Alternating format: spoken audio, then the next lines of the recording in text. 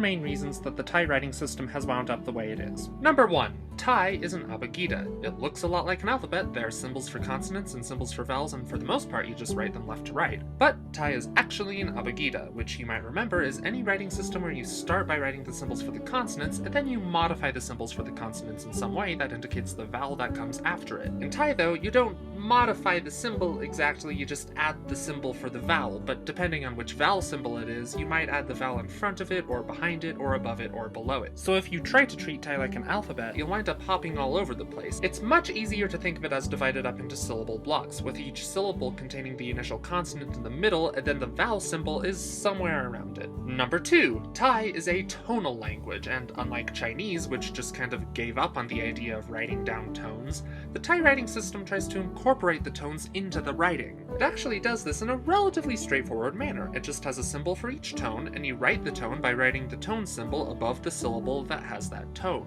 Not that hard, but it does add another important layer of complexity that is going to come up again later. Number 3. Duplicate letters. For this part, you'll need to understand the historical situation that Thailand was in when the writing system was invented. Tradition states that the Thai alphabet was invented by King Pho Hun Ram Khan.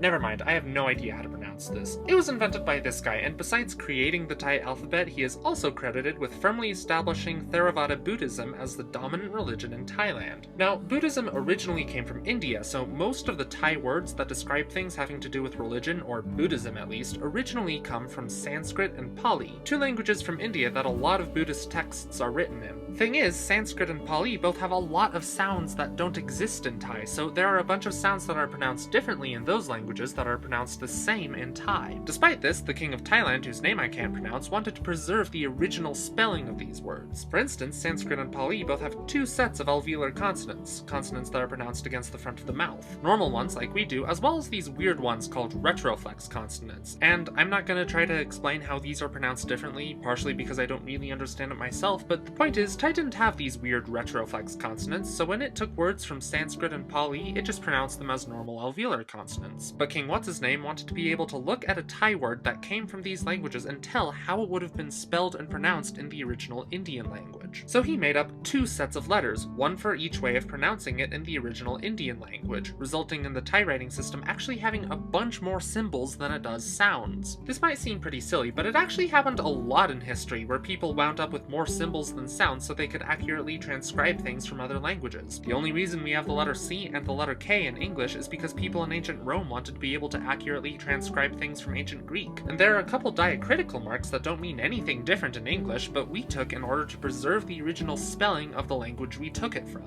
So as you can see, Thai started out pretty complicated when it was first invented. It was an abagida that looked like an alphabet, it had a bunch of tone markers, it had a bunch of duplicate letters for transcribing things from Indian languages, but that's nothing. That's not even the beginning of why Thai is so complicated today, because by far the biggest reason Thai is so complicated is... Number 4. Thai has changed a lot over the past 700 years. All languages change over time, but much of the time the way we write them down doesn't. Because of this, in general, the longer it's been since the last time a language had major spelling reforms, and the more the pronunciations changed since then, the harder it becomes to tell how something is pronounced based on how it's written, and vice versa. For the Thai language, the biggest thing that's happened is that a little while after the writing system was invented, it underwent a massive sound shift where a bunch of vocalized sounds, specifically the b, d, j, and g sounds, merged with their unvocalized equivalents, becoming pronounced the same as the sounds p, t, ch, and k. This would have made it impossible to tell a lot of words apart if it weren't for one thing. All three of the Thai language's tones split into two tones depending on whether the consonant that came before it was originally vocalized or unvocalized. So now, a lot of tone symbols may be referring to two different tones, and we have even more duplicate consonant letters than we started out with. To figure out which tone a symbol represents, you need to know whether the consonant that came before it was originally vocalized or unvocalized, and decide based on that. My favorite example of this is the Thai aspirated unvocalized alveolar plosive, otherwise known as the T